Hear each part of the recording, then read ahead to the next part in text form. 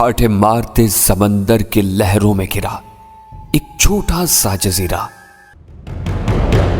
جہاں تمام مسلم دنیا کو ختم کرنے کے منصوبے بنائے جا رہے تھے۔ لیکن قدرت بھی اپنے منصوبے بنانے میں لگی ہوئی تھی۔ اسے کسی اور جگہ تلاش تھی، اپنے ماں باپ، اپنی شناخت، اپنے مذہب کی۔ اس نے آنکھ کھولی تو وہ بھیڑیوں کے غول میں پھنسا ہوا تھا جو اسے کچا چبا جانا چاہتے تھے۔ لیکن قدرت اسے ایک اہم مقصد کے لیے چن چکی تھی، محبت، نفرت، سنسنی سے بھرپور لہو رنگ داستان۔ محافظ۔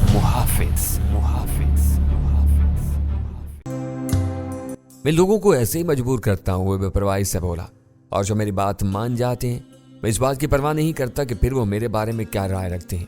کیا میں باہر نہیں جا سکتا؟ میں نے کھڑے ہو کر کہا، فی الوقت نہیں، لیکن 2-3 دن میں تم میرے ساتھ ایک بھرپور مہم پر چلو گے۔ اس دوران میں تمہیں دکھاؤں گا کہ ہم کتنے طاقتور ہیں۔ دکھانے کی کیا ضرورت ہے؟ ساری دنیا جانتی ہے کہ تم لوگوں کی فیکٹریاں دن رات اسلحہ بنانے میں مصروف ہیں۔ سننے اور خود دیکھنے میں جو فرق ہے وہ تم خود محسوس کرو گے۔ اچھا، مجھے اجازت دو، میں نے کہا۔ اب میں تمہاری صورت مزید نہیں دیکھنا چاہتا۔ لڑکی کچھ دیر میں تمہارے کمرے میں آ جائے گی۔ شکریہ۔ میرا لہجہ زہریلا تھا۔ اور ہاں، صبح اس کا طبی معائنہ ہوگا۔ اگر تم نے اس کے پاس آنے سے گریز کیا تو تمہیں معلوم ہے پھر اس کے ساتھ کیا ہوگا۔ میں نے کوئی جواب نہیں دیا۔ کمرے میں آ کر اپنے غصے کو قابو کرنے کے لیے ایکسرسائز کرنے لگا۔ جب ذہن ذرا پرسکون ہوا تو مجھے آنے والے لمحات کی فکر کھانے لگی۔ اول تو میں اس قسم کا آدمی نہیں تھا۔ جنسی تسکین میرے نزدیک ایک معاہدے کے بغیر گناہ سے کم نہیں تھی، جس کی نہ تو ہمارا مذہب اجازت دیتا ہے اور نہ ہی معاشرہ۔ میں کاجل کی محبت کا اسیر تھا۔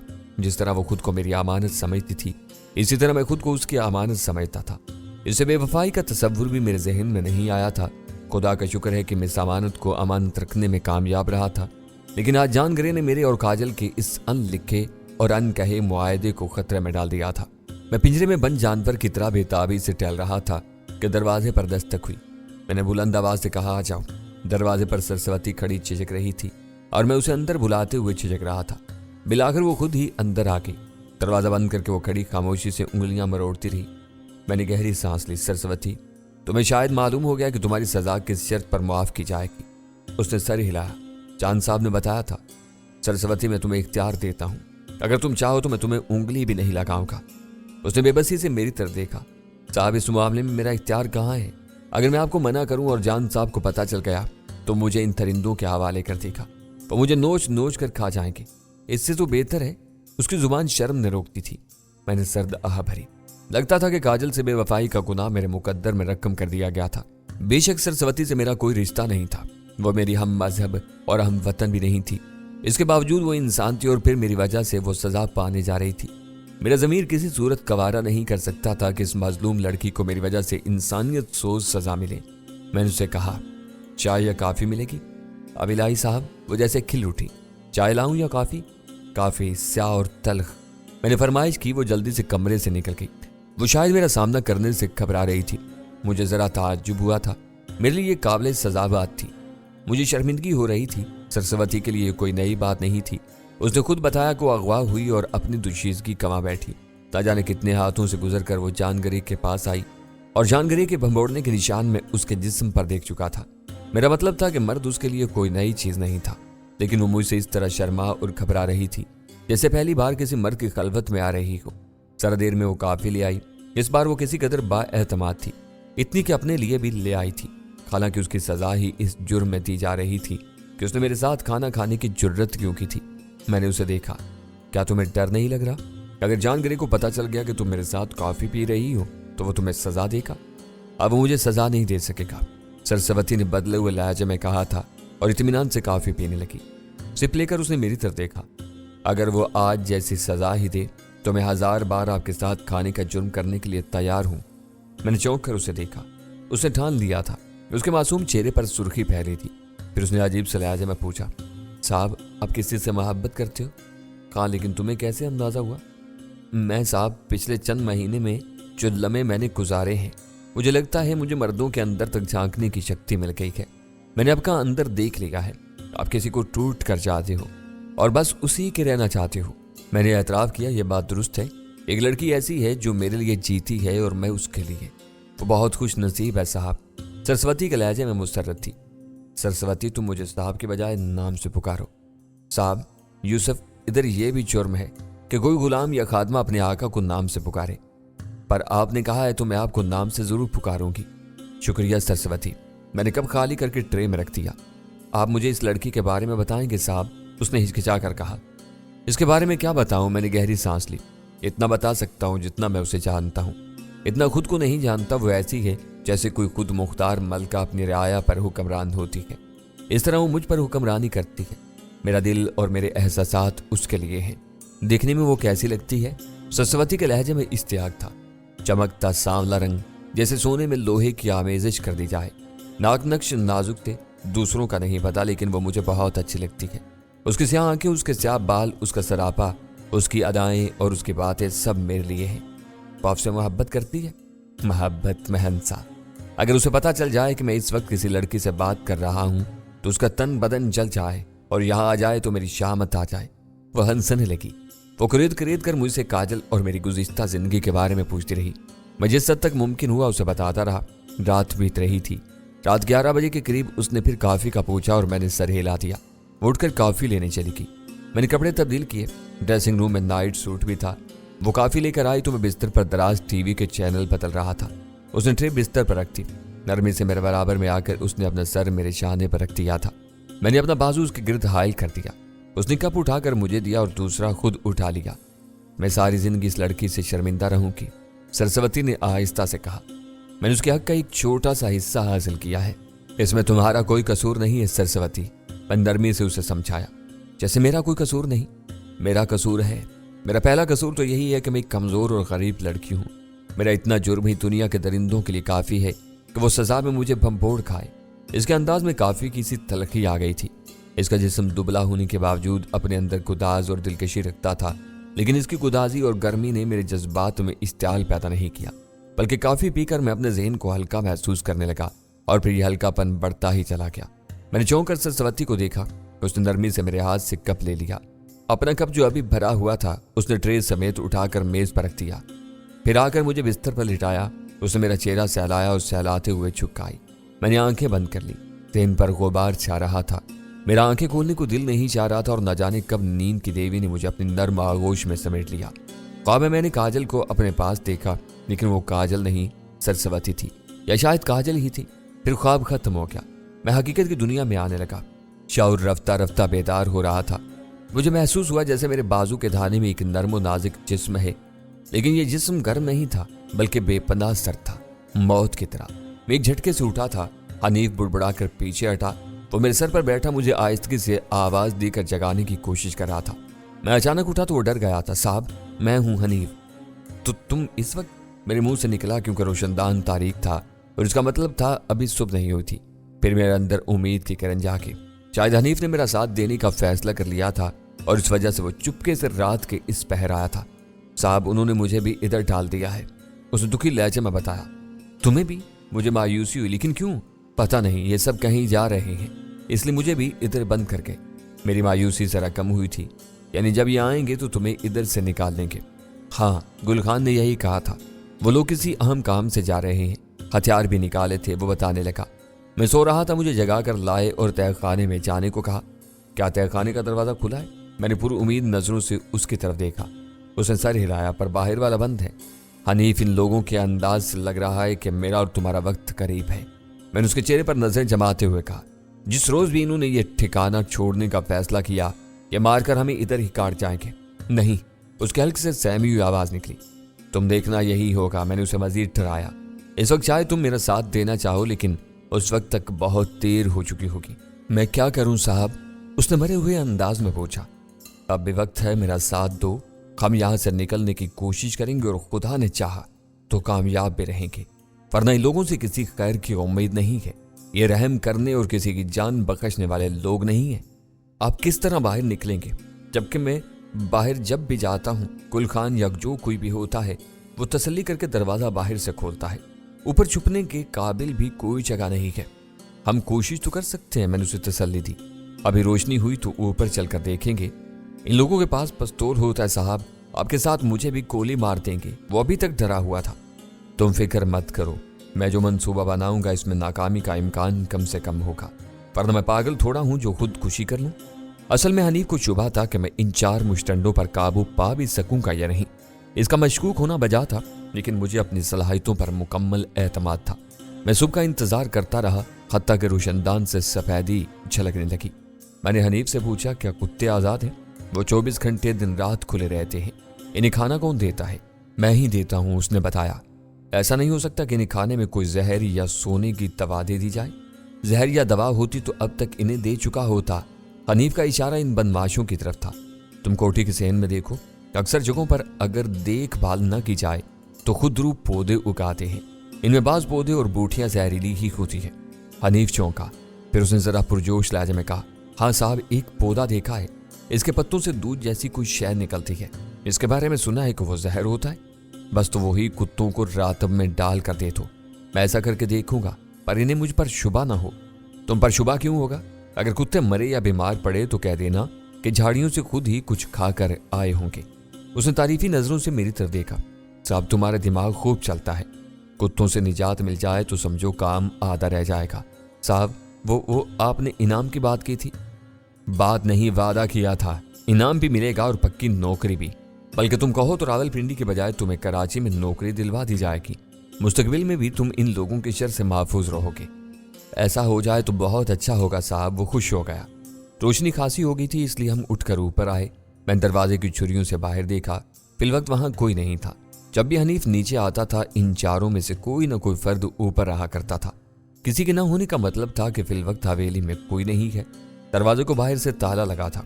इस चाबी वाला बड़ा ताला था और दरवाजे के अंदर से इसे खोलना नामुमकिन था। इसे बाहर ही से खोला जा सकता था। मैंने इस इम्कान पर गौर किया कि इसे किस तरह तोड़ा जा सकता है, लेकिन यह इम्कान खासा मुश्किल था।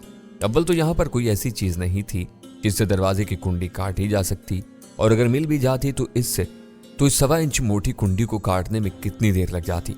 मैंने दाएं बाएं मौजूद कमरों का जायजा लिया।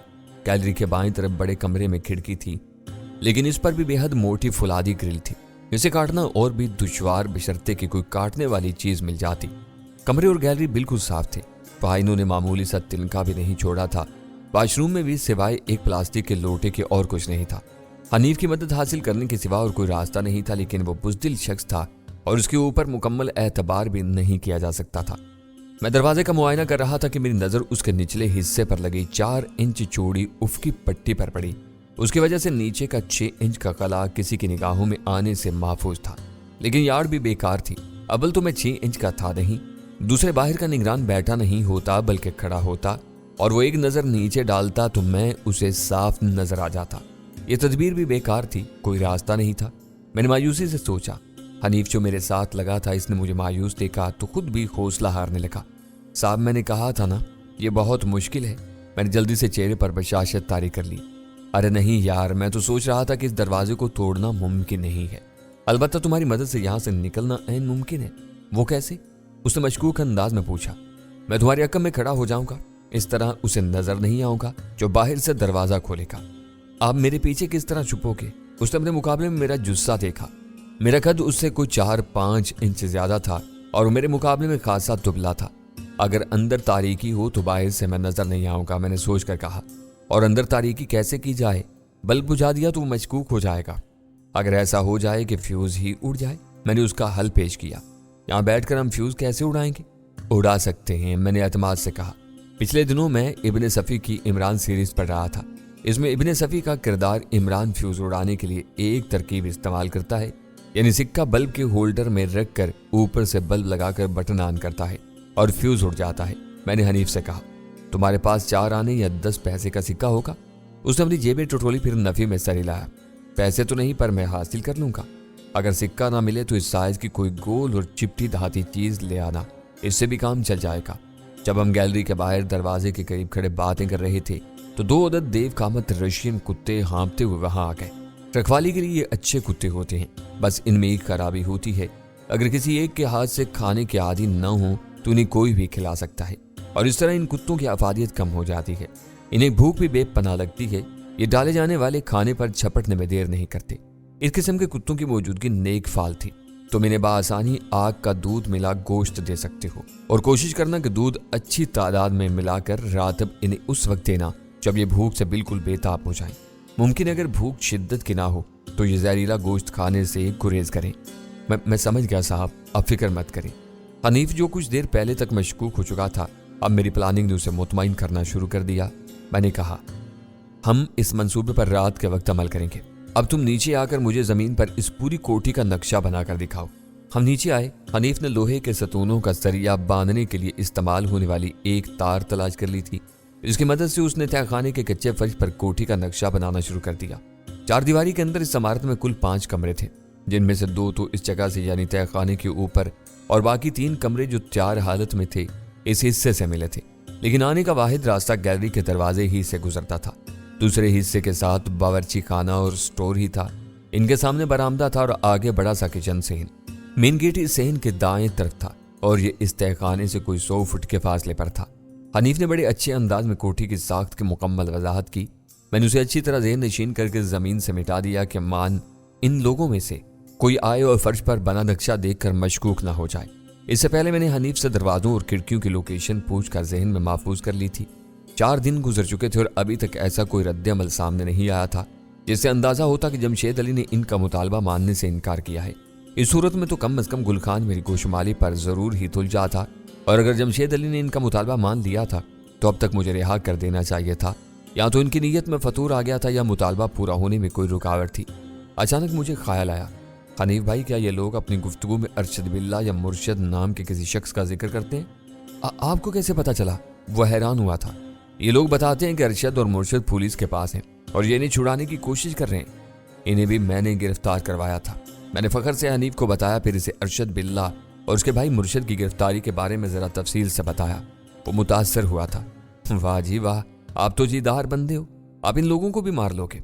इंशाअल्लाह, तुम देखना मैं इनसे अपना और तुम्हारा बदला कैसे लेता हूँ। इनके पास बड़ा माल है जी, मैंने खुद देखा था। हनीफ का लहजा राजदाराना हो गया था।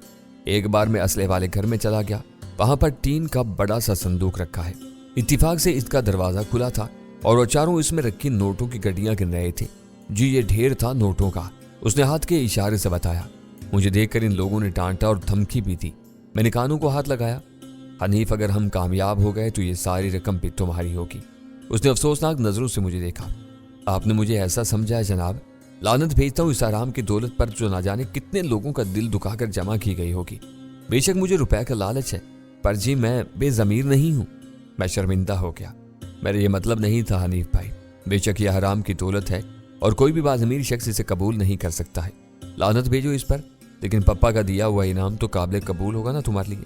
क्यों नहीं जनाब, वो चहका, ये तो हलाल होगा, जान पर खेल कर इसे ले लूंगा। हनीफ उधमपुरा की एक गुराबा की बस्ती में रहता था। इसके 3 बच्चे थे, 2 लड़कियां और 1 लड़का। मेहनत मजदूरी करके वो इन्हें खिला भी रहा था और पढ़ा भी रहा था। कच्चा पक्का मकान अपना था, इसलिए रूखी सूखी खाकर भी सुकून से बसर हो जाती थी। वो अपनी बीवी जरीना से बेहद मोहब्बत करता था। इसका जिक्र इतनी मोहब्बत से करता था कि मुझे इस औरत पर रश्क आता। खासी देर गुजर गई तो मैंने हनीफ को मशवरा दिया, बेहतर होगा तुम ऊपर जाकर गैलरी में रहो और तहखाने का दरवाजा बाहर से बंद कर दो। ऐसा तासुर दो जैसे मुझ तक नफरत सता हो, इसी तरह इन्हें हमारे ताल्लुक का शक नहीं होगा। हनीफ इंसाफ फिक्र न करें जी, मैं पहले ही इनसे कह चुका हूँ कि मुझे तहखाने में ना भेजें, मुझे आपसे डर लगता है। एक बार आप मुझे मारने के लिए दौड़े भी थे। आज के लिए भी ऐसी कोई स्टोरी सुना देना मेहनसा। आप फिक्र ना करें जी, उसने कहा। आओ जरा रिहर्सल कर लें। मैं भी उठ गया। क्या जी, क्या कर लें? वो समझा नहीं। रिहर्सल यानी जो करना है पहले उसकी मशक कर ले। अच्छा जी, उसने सर हिलाया। ऊपर आकर मैंने उसे कहा कि वो यूं खड़ा हो जाए जैसे बाहर 2 निगरान खड़े हैं और दरवाजा खोलने के लिए कह रहे हैं। इस दौरान में तुम यूं खड़े हो जैसे दरवाजा खुलते ही बाहर निकल गए। इस तरह तुम कुदरती तौर पर खुलने वाली बग से लगकर खड़े हुए हो। अब तुम्हारा जिस्म और 6 इंच की दीवार मुझे छुपाने के लिए काफी होगी। बाहर दरवाजे का फर्श तकरीबन 6 इंच ऊंचा है। अगर मैं सर भी झुका लूं तो गार्ड के लिए मुझे देखना मुमकिन नहीं रहेगा। चलें जी। उसने दरवाजा खोल भी दिया। तो आप क्या करेंगे? हनीफ ने नुक्ता उठाया। खुशकिस्मती से यह दरवाजा बाहर की तरफ खुलता है और है भी फुलादी। मैंने लोहे के राड पर हाथ मारा।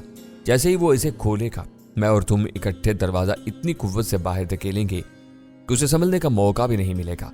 दरवाजा उसे जख्मी ना भी करे तब भी जमीन पर गिरा देगा और इससे पहले कि वो संभले मैं बाहर निकल कर उसके हथियार पर कब्जा कर लूंगा।